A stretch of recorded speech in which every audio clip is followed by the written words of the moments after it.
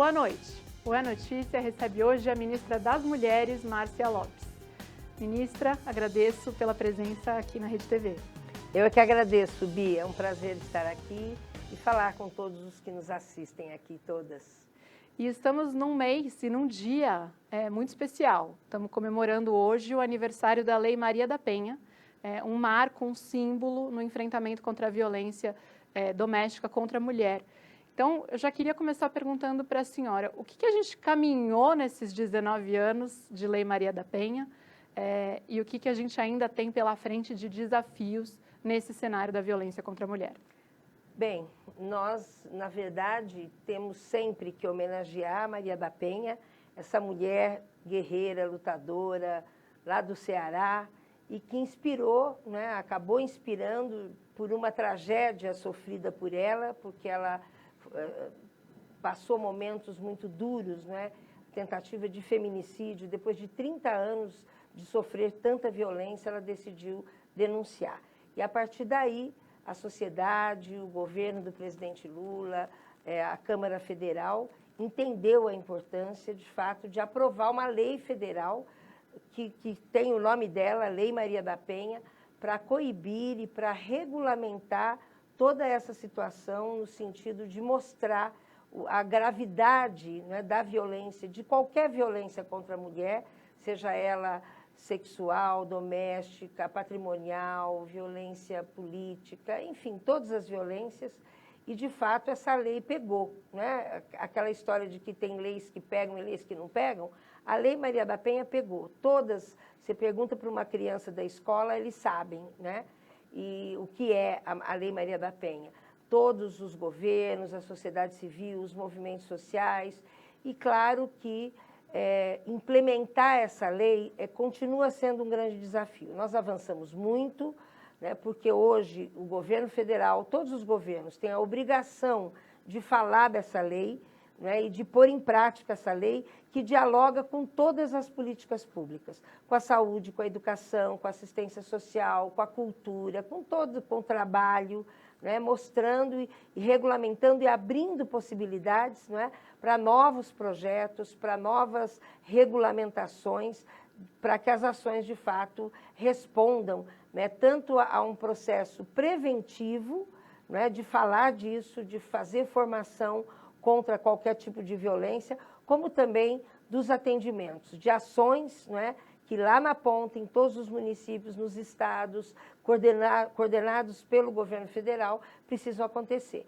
Então, muitos avanços, o próprio Ligue 180, né, que é um canal de denúncia e de orientação, de encaminhamento, e cada estado foi aprimorando, de acordo com a sua realidade, né, esses canais de denúncia, né, a implementação dos centros de referência, de atendimento às mulheres vítimas de violência, novas legislações locais sobre vítimas de violência, a Patrulha Maria da Penha, que hoje também está espalhada pelo Brasil.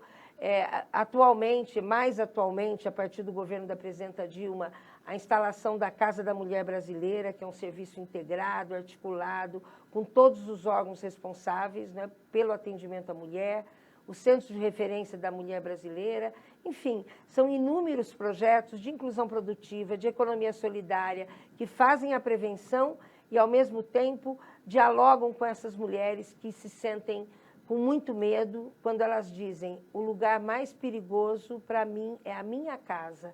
Então, é trágico isso, né? A gente imaginar que a casa, que é o lugar das mulheres, dos filhos, dos parceiros, da família, né, acaba se tornando um lugar perigoso.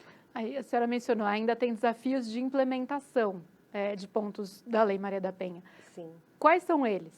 Bom, primeiro porque nós estamos num país de dimensão continental, né?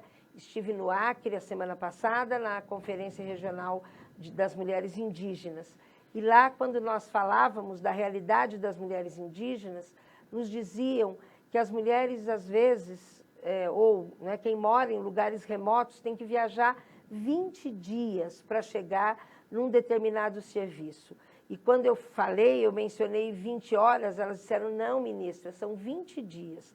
Então, imagina o que é você instalar uma rede de serviços, né, de políticas públicas em todos os 5.570 municípios brasileiros, de acordo com as realidades, né, onde nós temos população indígena, quilombola, ribeirinha, as mulheres migrantes, as mulheres de rua, né, as mulheres que, enfim, independente da condição social, vivem essa situação de violação dos seus direitos, né? Então, um dos desafios é esse, a gente conseguir adaptar e garantir a especificidade, né? Os projetos e os serviços, as políticas públicas específicas para cada realidade e dar a escala necessária, porque o Brasil é muito grande, nós somos em 110 milhões de mulheres no país, né? São quase 52% de mulheres. Então, esses desafios serão contínuos. O que nós precisamos fazer é enfrentá-los, né?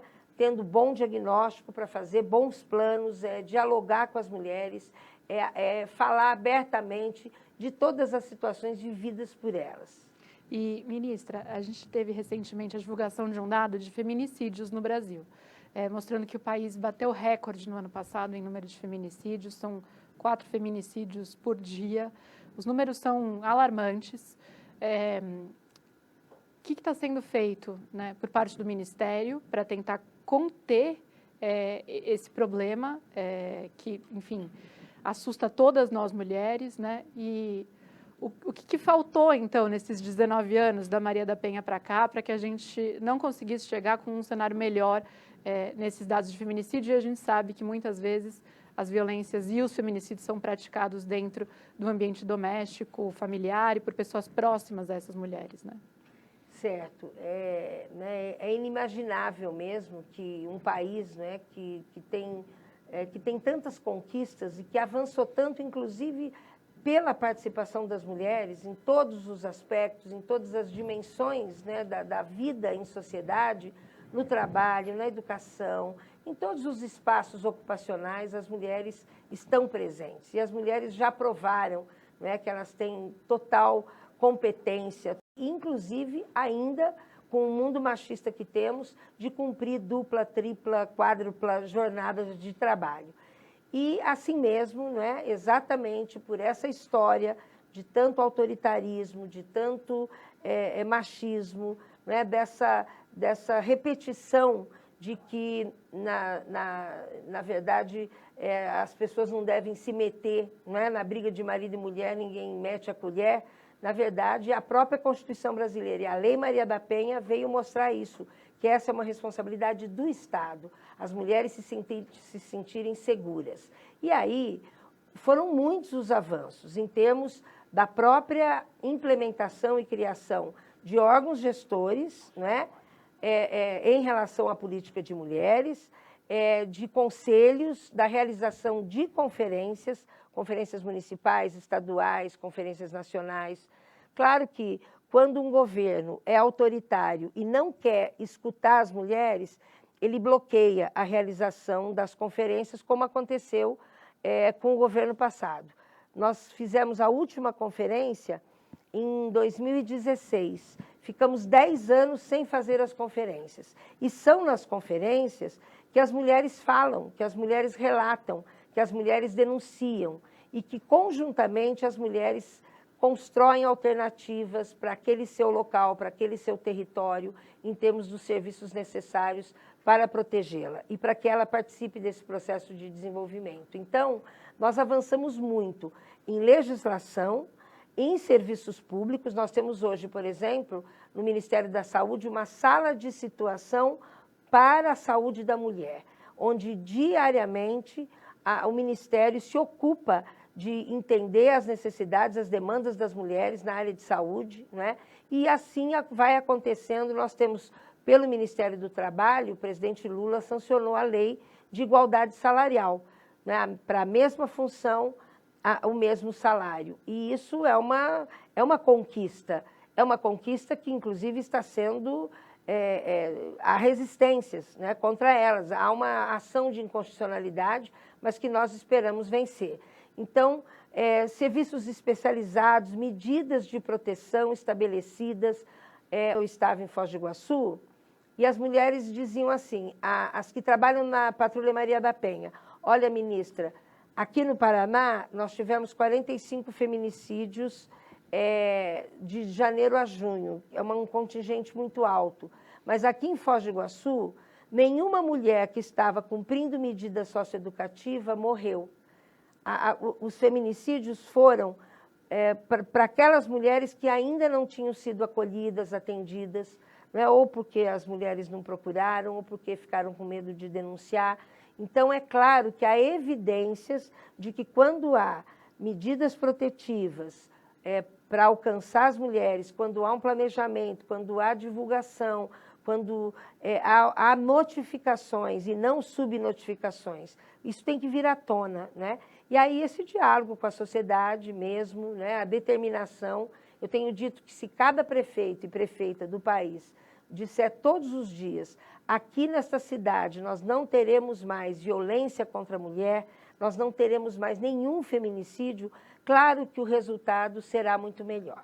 Então, há muitos resultados importantíssimos nesse sentido, né, das mulheres ocuparem novos espaços, das mulheres terem mais coragem, né, de estudar, de sair das suas casas, de se formarem, de trabalharem, de irem, inclusive, para os movimentos sociais. As mulheres são solidárias, então elas não querem se defender, né, elas não querem a defesa de si próprias, elas querem a defesa da sociedade, da cidadania. Por isso, é comum, quando a gente encontra as mulheres indígenas, quilombolas de rua, catadoras, pescadoras, mulheres empresárias, mulheres do hip-hop, como eu tenho me reunido sempre, é incrível como elas contam as histórias de violência e contam o quanto essa participação, o convite para uma militância, para desenvolver atividades comunitárias, territoriais, o quanto isso as ajudou. E agora elas passaram a ser protagonistas, né, participando de determinadas atividades, mas que elas vão fazer a diferença na vida de tantas outras mulheres. E, ministra, alguns pontos aqui que a senhora trouxe, que como é crucial que haja políticas públicas governamentais aí voltadas para essa questão. E como governos que não estão comprometidos com isso, pelo contrário, podem atrapalhar esse trabalho e o avanço, o progresso nesse sentido. E aí a senhora fala, se cada prefeito, todos os dias, passasse uma mensagem, né, de combate à violência contra a mulher, etc., isso ia nos ajudar muito. Hoje, isso é uma pauta ideológica? Isso há divisões políticas? Porque me parece óbvio que não deveria haver, né? Mas caiu também nesse ambiente de polarização que a gente tem? Infelizmente, sim, né? Assim que eu cheguei no Ministério, não faz ainda 3 meses, quase, né, 3 meses que eu cheguei no Ministério, depois que o presidente Lula me convidou para assumir o Ministério das Mulheres, e uma das informações que eu recebi da equipe foi justamente essa.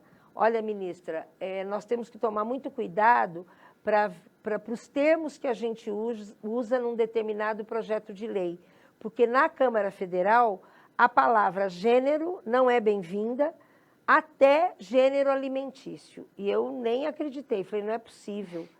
E elas confirmaram, né? Muitos projetos que têm a palavra gênero, nós vimos isso acontecer no governo passado, né? Em que as cartilhas, os conteúdos para a educação foram absolutamente negados, né? Então, nós vivemos ainda, infelizmente, né, esse conservadorismo, misoginia, né? É uma coisa escandalosa, mas, infelizmente, ainda é realidade. Por isso que a gente não pode parar nem um minuto de falar disso, né? Então, eu tenho andado o Brasil, nós estamos no ciclo das conferências municipais, estaduais, até a nacional, a 5ª conferência que vai acontecer no final de setembro aqui em Brasília, e, felizmente, as mulheres estão tendo muita força de mobilização, apesar de, num espaço como a Câmara Federal, que pratica, né? Quantas vezes a gente vê, como aconteceu com a ministra Marina da Silva, né?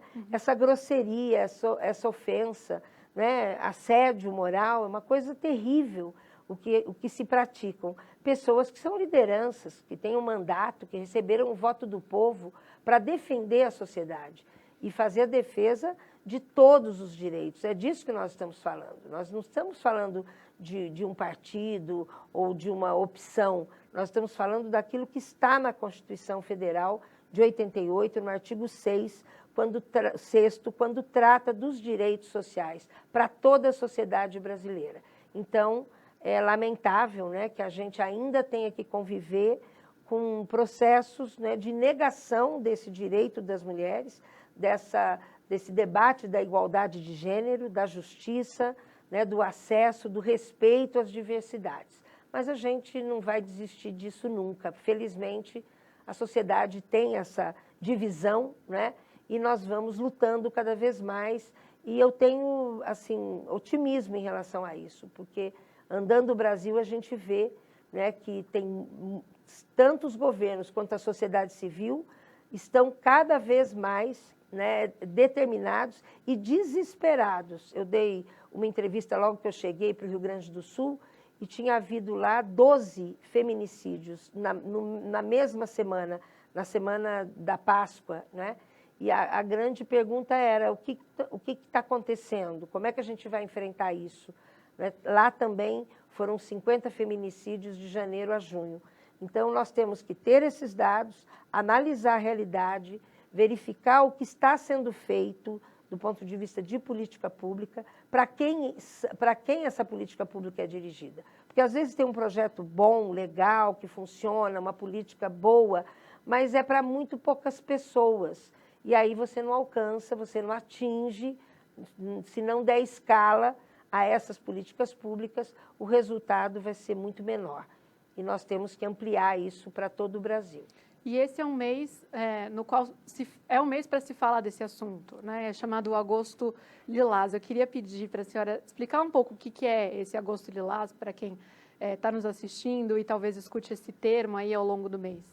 Bom, primeiro que nós teremos uma grande programação agora em agosto, né, do mês Agosto Lilás, que já é uma tradição isso, e a gente quer que toda a sociedade se envolva nisso. O setor público, privado, os governos federal, estaduais e municipais, né, com programações dando visibilidade, né, seja colocar grandes outdoors, né, na cidade, seja iluminar a cidade com lilás, seja melhorar a divulgação das ligações dos canais de denúncia, no caso 180, nós vamos, inclusive, fazer uma visita ao 180, nós estamos aprimorando a tecnologia do 180, inclusive para facilitar que as ligações e que o acesso das mulheres seja cada vez mais facilitado e com orientação. Não adianta denunciar e não ter resposta, né? As mulheres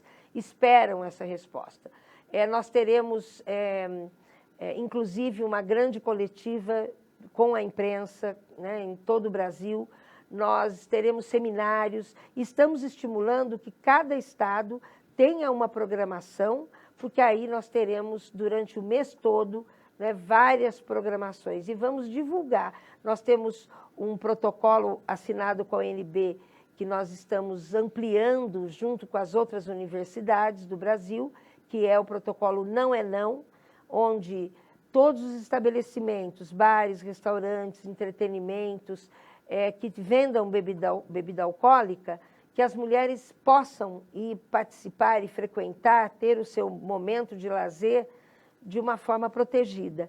E aí, esse dono do estabelecimento ou um funcionário, ele faz um curso que a UNB, né, ela ministra esse curso, é um curso à distância, virtual. Nós temos mais de 6.000 já inscritos fazendo o curso e essas turmas serão renovadas para que as pessoas saibam como fazer, como chegar perto de um agressor, de alguém que está alcoolizado e está incomodando, perturbando, né, uma mulher que está ali.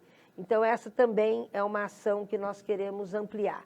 E queremos ampliar também a assinatura dos pactos de adesão ao fim, né, da violência contra a mulher. Hoje nós temos 14 estados que assinaram esse pacto, mas ainda nós queremos chegar em todos e pretendemos que até o final de agosto a gente possa assinar e envolver todos os estados do Brasil nesse pacto contra a violência, com ações muito concretas, de formação, de inclusão no currículo, de que as atividades culturais envolvam isso, para que os CRAS, os CREAs, as unidades básicas de saúde, as escolas tratem disso, as igrejas, os sindicatos, as empresas, enfim, né, nós temos que universalizar esse tema para que todo mundo se ocupe disso.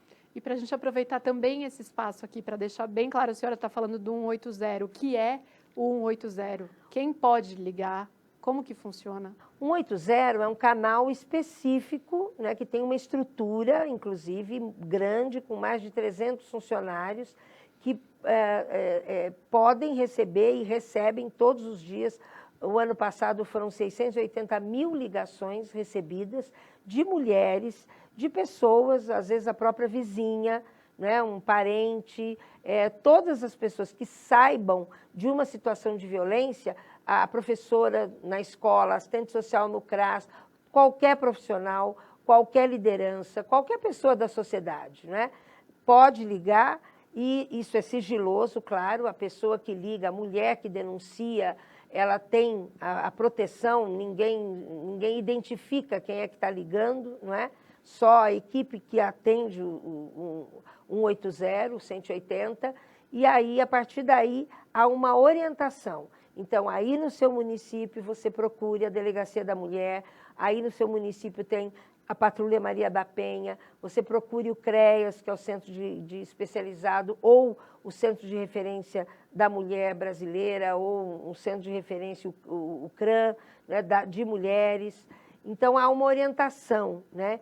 E tudo que a gente quer é que esse processo seja realimentado, que depois, né, esse mesmo município vá também fazendo esse acompanhamento das mulheres que denunciaram, né? E aí elas vão dizer, a partir do momento que eu denunciei, que eu tomei uma atitude, a minha vida mudou, né? Mudou porque eu tive a coragem de conversar, de resolver isso com meu marido, com meu parceiro, com quem, né, com o agressor, e aí ou tomei uma decisão de afastamento temporário, às vezes, de uma separação, ou até, né, da denúncia para atitudes, né, coercitivas em relação a esses agressores. E o 180, ele aumenta a consciência da população, do direito que as mulheres têm, né, a denunciar e a serem orientadas, encaminhadas com serviços especializados, porque a grande questão é essa, as mulheres têm medo, as mulheres têm vergonha, as mulheres se culpam, muitas vezes elas nos dizem isso, eu não vou denunciar porque eu me sinto culpada, porque eu apanhei do meu marido, porque eu sofri violência, né? E tem vergonha, parece uma derrota para as mulheres. Por isso, a Casa da Mulher Brasileira, que é um serviço super especializado e de muito boa qualidade, nós temos hoje 11 Casas da Mulher Brasileira, que reúne 7, 8 serviços conjuntamente.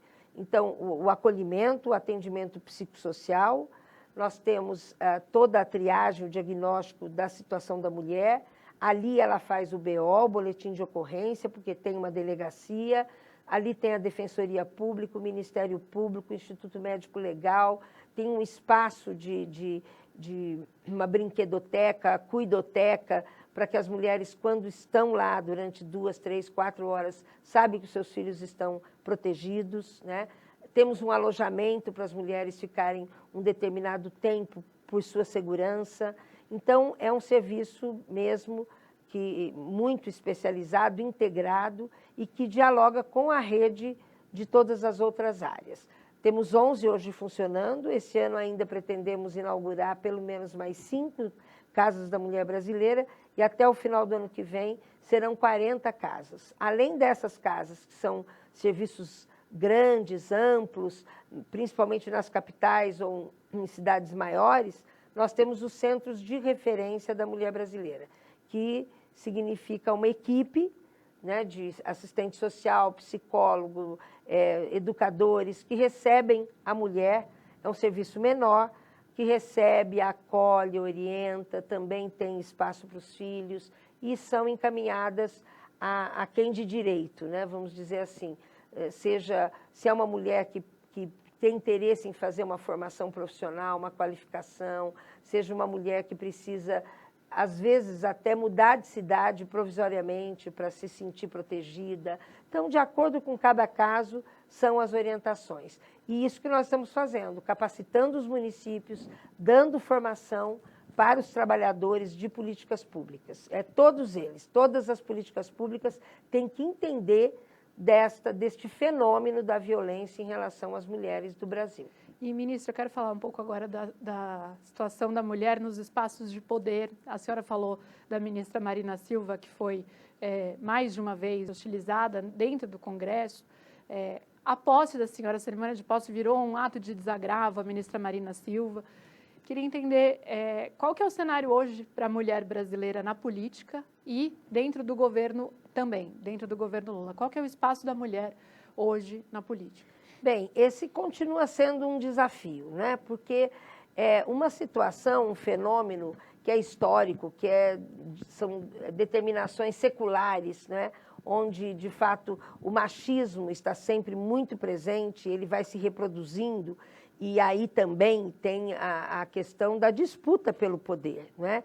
Então, muitas vezes, as mulheres demoraram demais, inclusive, para poder votar, não é? Até para eleger os seus representantes. As mulheres não votavam até 1936, né?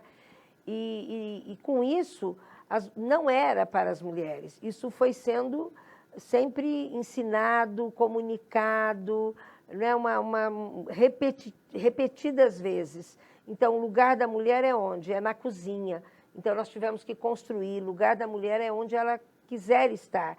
E nesses dias falaram isso para a ministra Marina. A senhora ponha-se no seu lugar. Qual é o lugar dela? Né? De uma mulher incrível, de uma mulher esplêndida, de uma mulher especialista em meio ambiente, em clima, referência mundial. Não é? Então, é isso. Quer dizer, nós vivemos com uma situação muito grave, né? Dessa própria postura dos homens, não é? E a gente tem que, inclusive, dialogar muito mais com os homens. A ONU Mulheres, aproveitando também para divulgar, a ONU Mulheres tem um programa que chama He for She, Eles por Elas. E nós temos no Brasil já uma série de atividades, ainda né, é recente, mas atividades com os homens, de grupos reflexivos. Nós temos um articulador nacional, que é o Edgar Preto, que é o presidente da CONAB hoje, mas ele foi deputado lá no Rio Grande do Sul e ele tomou a iniciativa e hoje ele é o articulador nacional pela ONU Mulheres.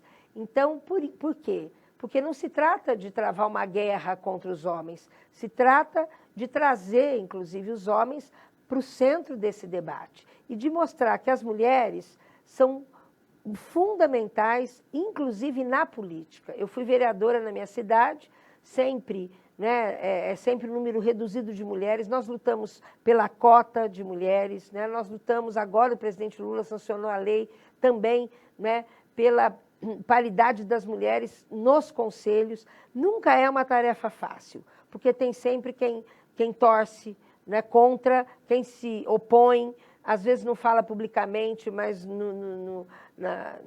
nos bastidores está sempre dizendo isso é besteira, isso é mimimi, isso é queixa das mulheres. Mas, felizmente, nós já ampliamos, né? Nós temos aqui no Congresso, de 513 deputados, 91 mulheres. Claro que é muito pouco, né? Mas já são 90, que começou com uma, né? Então, isso não faz tanto tempo. Então, nós estamos avançando e as mulheres já provaram que elas são capazes e respondem muito bem em todos os lugares, seja como empresárias, como gestoras, como lideranças comunitárias, como prefeitas, vereadoras, deputadas, né?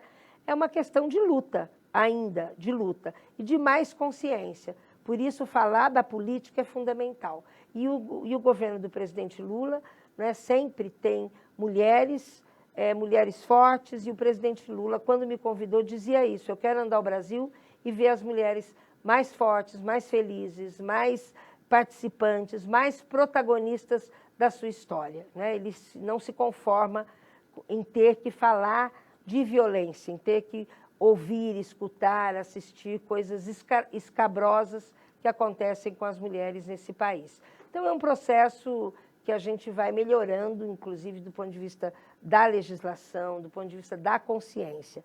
Quanto mais as novas gerações tiverem essa consciência, né, nós teremos daqui 10, 20, 30 anos uma outra situação, outros indicadores, paridade, né, mesmo. Nós temos aí vários movimentos que defendem, né, a paridade no poder e a paridade nos mandatos, nos conselhos, nos partidos. Ministra, a gente vai fazer uma pausa rápida para um intervalo. A notícia volta já já. Fica aí. O A Notícia está de volta, entrevistando hoje a ministra das Mulheres, Márcia Lopes. Ministra, obrigada de novo por estar aqui. No bloco anterior, a senhora estava falando do desejo, dos pedidos do presidente Lula para que, enfim, essa questão da mulher ela seja levada aí a todos os estados, para que ele não precise mais estar falando sobre violência, no sentido de que isso já deveria estar até superado no Brasil. O presidente teve algumas falas em momentos em que ele precisou voltar atrás, se retratar com relação à situação da mulher, que foram entendidas como inapropriadas muitas vezes. Como tem sido trabalhar com o presidente Lula? A senhora acha que tem alguma dificuldade por parte dele, às vezes, de entender novas demandas com relação às mulheres, ao feminismo? Como que a senhora vê aí a posição do presidente Lula? Olha, a gente, nessa matéria, a gente não pode relativizar nada, né?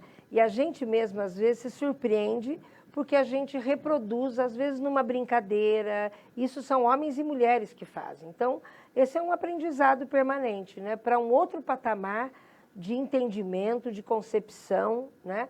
Em relação às mulheres, à sua história, enfim. Mas o presidente Lula, eu já trabalhei com ele nos outros governos durante 5 anos. E ele sempre foi, assim, peremptório em relação a isso. Internamente, nas reuniões de ministros e ministras, né, dizendo da indignação dele. Ele sempre se reportou muito à sua mãe, né, e, enfim, e as pessoas, as mulheres com quem ele sempre conviveu e sempre aprendeu muito. E aí ele dizendo sempre isso para nós, né? Assim, orientando, dando comando, e agora, principalmente, nós temos que, quando me convidou para assumir o ministério, né, nós temos que ir para frente. E aí, todos os ministérios precisam cumprir o seu papel. Por isso, eu estou me ocupando disso, de falar com todos os ministros e ministras para que a gente responda, né, às demandas e às necessidades das mulheres. Então, o presidente Lula para nós, é um exemplo, né, de estadista, de uma liderança que viveu e que dialoga com as mulheres, né, com a maior facilidade, que vai ao encontro e que entende, como ele mesmo fala, que ele foi um retirante do Nordeste, né, e as mulheres do Nordeste, as mulheres de periferia, as mulheres negras, né, principalmente, nós temos que dar aí um tratamento, um pensamento, atitudes muito propositivas em relação a isso. Quero dizer que nós teremos a Marcha das Mulheres Negras, dia 25 de novembro. Quem sabe até a gente pode voltar e falar disso, mas é muito importante. Assim como teremos agora a Marcha das Mulheres Indígenas, neste mês de agosto, coincidindo com a primeira Conferência Nacional de Mulheres Indígenas. É isso que vai dando volume, né? É isso que vai movimentando, não só Brasília, porque eu tenho dito isso, não é Brasília que resolve os problemas do Brasil, né? Brasília tem uma responsabilidade, tem um comando, mas é a pressão da população, é a pressão dos movimentos sociais, é a participação dos governos estaduais e municipais que vai fazendo a diferença nessa história. Felizmente, hoje, o Brasil voltou, o presidente Lula, né, que é um presidente, né, absolutamente democrático, que dialoga com o mundo, que defende a soberania do Brasil, né, ele pôs de volta o Brasil no mundo, né, e por isso mesmo há quem se sinta incomodado com isso e quer intervir no Brasil. Mas o presidente Lula jamais vai deixar que isso aconteça, inclusive porque ele sabe do protagonismo e da força das mulheres nesse país. E o convite, então, está feito para a senhora voltar aí no final do ano para a gente falar dessa Marcha das Mulheres Negras e dos outros assuntos que ainda não deu tempo da gente abordar nessa entrevista. Certo. A gente tem um quadro, ministra, que chama Lado B, que é tentar saber um pouquinho mais da senhora, não só como ministra, né? Então, eu começaria perguntando que mulher te inspira? Que mulher me inspira? Muitas, desde a Berta Lutz, né, até a presidenta Dilma, mais recentemente, né, que foi uma guerreira que enfrentou muita injustiça. Atualmente, a ministra Marina, enfim, as nossas ministras são incríveis, mulheres incríveis, né? A minha mãe, que tem 97 anos e é política, foi votar no PED, na eleição do partido esses dias. Então, são muitas mulheres, felizmente, que nós temos aí de exemplos. E fora do ministério, quem é a senhora, como que a senhora se definiria? Assim? Eu sou uma mulher do agito, eu sou uma mulher alegre, nós temos 6 netos, sou muito feliz com os netos e vou para a minha cidade nos finais de semana, sou professora aposentada da universidade, dei aula há 30 anos no curso de serviço social, sou assistente social e chego lá no final de semana, curto a cozinha. Então, as pessoas, embora tenha muitos chefes, mas eles querem comer a comida da mãe, da sogra, gosto muito de cozinhar, gosto de passear, gosto de assistir séries, enfim, gosto de cantar. Então, é isso. E tem algum livro que a senhora esteja lendo ou tenha lido recentemente e te marcou? Então, quando eu soube da Ana Maria Gonçalves, que foi indicada, uma mulher negra, né, Academia Brasileira, eu comecei a ler o livro dela, Um Defeito de Cor. E é muito forte, né, que eu indico, inclusive, para quem não leu ainda.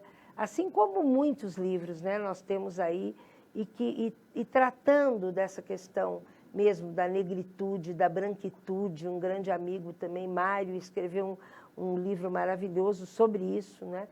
Então, há muitos livros, mas agora, nesse momento, eu preciso aprender muito mais de cada segmento, de cada dinâmica da vida delas. E as mulheres, elas, né, assim como elas produzem muita coisa linda, né, seja do ponto de vista da produção dos alimentos, do artesanato, das coisas que elas são capazes de fazer, elas também sofrem ainda muita discriminação. Então, a gente precisa aprender muito com elas, que vivem isso. E a senhora falou que gosta de ir para a cozinha quando vai à sua cidade, quando vai para Londrina, e que a família também gosta. Gosta de cozinhar o quê? Eu faço bastante comida, viu? Mas tem um prato que eu gosto muito, que é arroz indiano. É um prato que tem 13 especiarias. É muito gostoso. A gente faz com curry e tempera uma carne, que faz uma boneca de temperos, todos os temperos, cravo, canela, manjericão, alecrim, todos os temperos, e vai colocando, preparando o queijo, azeitona, o abacaxi, o coco, termina com batata palha. E vai fazendo uma pirâmide. É muito legal comer coletivamente, preparar também coletivamente. Mas eu gosto de fazer outras comidas, feijoada, enfim. Eu aprendi desde cedo. A minha mãe costurava e ela dizia, para eu costurar para vocês, vocês têm que me ajudar na cozinha. Então, eu e meus irmãos sempre gostamos de cozinhar. E já que a senhora canta, o que a senhora gosta de cantar? Não vou pedir para cantar aqui, que eu estaria pegando a senhora desprevenida. Eu gosto de música popular brasileira, né? De um bom samba, enfim, o Brasil é incrível, né? Cada vez que eu vou para uma região, né? Aqui é carimbó, aqui é vaneirão, aqui é impressionante esse país, mas eu gosto muito. Eu tive a honra de assistir no dia 5 de julho, em Curitiba, o show do Gilberto Gil. Foi muito emocionante, incrível olhar para ele, para essa figura, né, que passou por um momento difícil, mas com tanta dignidade, né? E aí a família de cantores, né, a Preta Gil e todos os seus filhos, enfim. Então, eu gosto muito do Gilberto Gil e a gente aprendeu a cantar muito na família. Quando a gente se reúne, a gente gosta muito de cantar. Assistir também esse show em São Paulo é emocionante. Emocionante, impressionante, né? E a gente sai de lá de um outro jeito, né? É isso. Ministra, muito obrigada. Agradeço novamente pela disposição de estar aqui. Eu que agradeço, Bia. Parabéns pelo programa e a gente vai junto, né? Como mulheres, Andar com fé, como andar diz com Gilberto fé, Gil, exatamente. né? Obrigada. Obrigada. E obrigada a você pela audiência. A Notícia volta na semana que vem. Até lá. Se você é vítima ou conhece uma mulher vítima de violência, procure ajuda. Ligue 180.